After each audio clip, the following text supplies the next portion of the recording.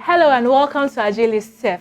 So it's been a very exciting weekend, different games, lots of goals, players making records for themselves and setting Premier League records as well.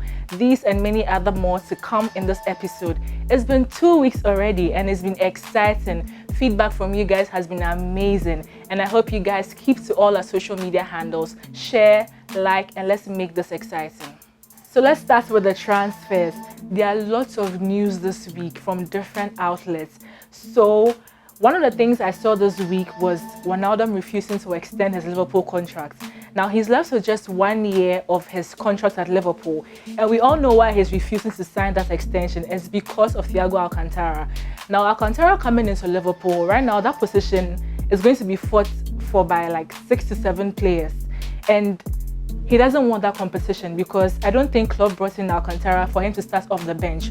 So it's going to be a very intense battle between himself and Alcantara. Now this season, there's been rumors that Barcelona wanted Wijnaldum, that Coleman wanted Wijnaldum, and he refusing to sign the extension. It feels like eventually he might leave and then he might join Barcelona. Let's take a look at the camp of Chelsea. Now reports this week suggest or is saying that Chelsea wants Arsenal's Guendouzi.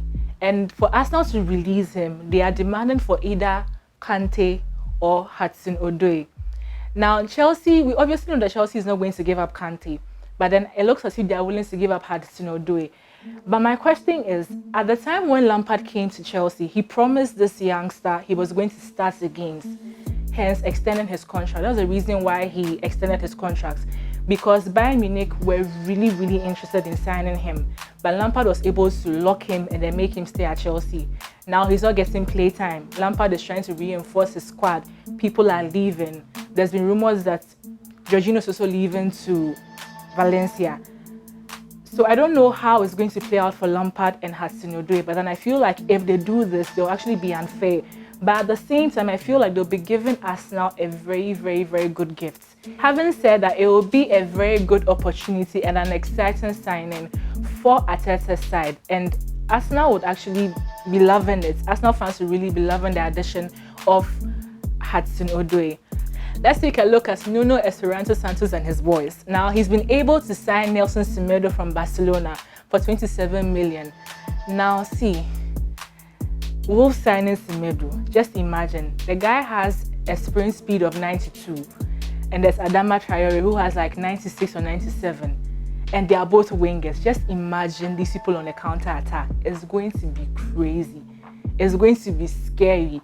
So if not for anything, any team who is going to play Wolves now should actually look out for counter-attacks. They should make sure Wolves don't get a counter-attacks. If not, we are all in trouble. This season is going to be very intense. Like, to be honest, I feel like the Premier League has become very dirty because everybody's coming to the Premier League right now. You can't if you're not even guaranteed a spot in the Premier League, top 4, top 6.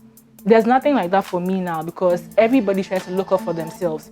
If you slack, that is it. So we'll see what happens with these signings as well.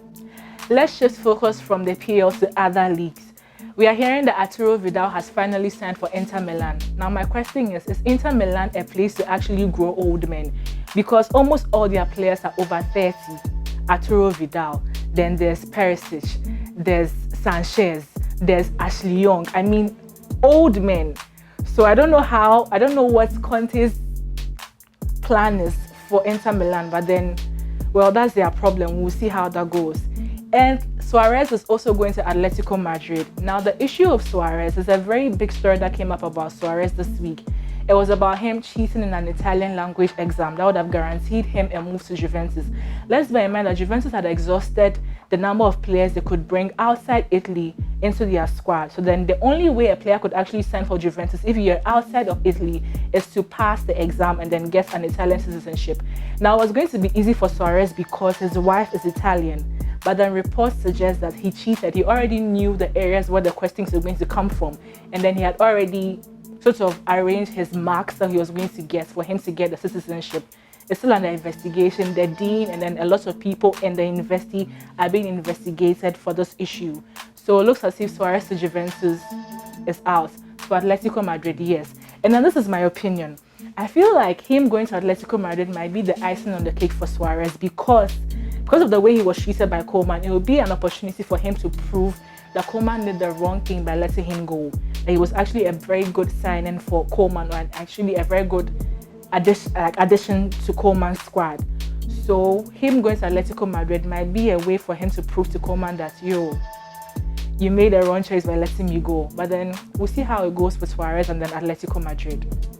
Alright people, enough of the transfer news. We'll keep updating you as they come.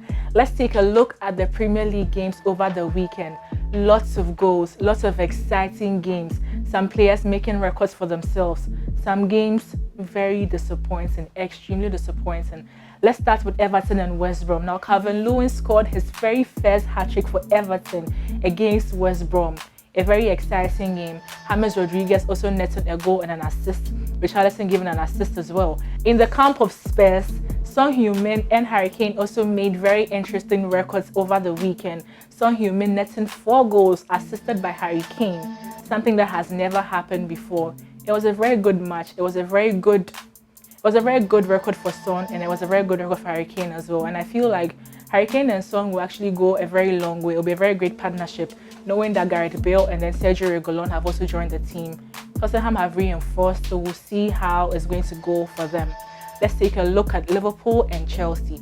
Chelsea losing by 2-0, kind courtesy of Sadio Mane, and a blunder committed by Ariza Balaga, something we'll talk about later. But then with that game, right, I feel like Liverpool used experience to beat Chelsea, and then they used the fact that Chelsea were a bit weak on the midfield because they kept giving the balls out left and right. But then Liverpool really hits a nail on the head. They started running away with the points again, but then we'll see who will be able to stop them. Could it be Arsenal? We don't know. But according to Klopp, the only people he feels he's actually going to panic meeting is Arsenal because they scored them 2-1 in the league, as well as the Community Shield. They won by penalties. So then probably, just maybe, Arsenal could actually discipline Liverpool once again. And I feel like if that happens, we are not going to sleep on Monday because the Arsenal fans will have lots and lots of things to talk about. Leeds United keep proving to be a very resilient side, scoring 4-3 past Fulham last weekend. What else is there to expect from Leeds United? It's going to be very exciting. It's really going to be exciting because I feel like you just can't sleep on Leeds because no matter what you do, they're in the Premier League, they're proven to be stubborn, and then it's going to keep coming and it's going to keep going. Manchester City won by 3-1 against Wolves, and then it comes to the game between Manchester United and Crystal Palace. Manchester United losing at home by 3-1. Wilfred Zaha scoring 2 goals, and then Townsend as well. Now, when you look at the Manchester United game, right, I know that Ole has been left off the hook because 99% of United fans are blaming the fact that the transfer coming in and then the transfers going out hasn't really been in their favor or hasn't really been in his favor. Unless I feel like it was bad decisions and then bad tactics. As much as the transfer news and everything surrounding the club is like a whole lot of noise at the moment, so then people are distracted and things like that, I feel like his selection was wrong. Because you keep talking about the fact that some of your players are not fit, but then you decide to start these players who are not fit, and then you don't get the output you want. So yes, you can hold me by the next saying that I blame Ole for this loss, because yes, it's true, we need signings. It's not happening. But then this particular game, United losing this particular game, lies solely on the head of the manager. And I feel like anytime your team goes to play and then your team loses, you have to be held responsible. Regardless of whatever the output comes, it is your players. You give them what to produce on the field, so then whatever happens, it's still your doing. So I blame Ole for United losing over the weekend. Let's see if this weekend is going to get better, if he's going to make the right choices, he's going to make the right decision.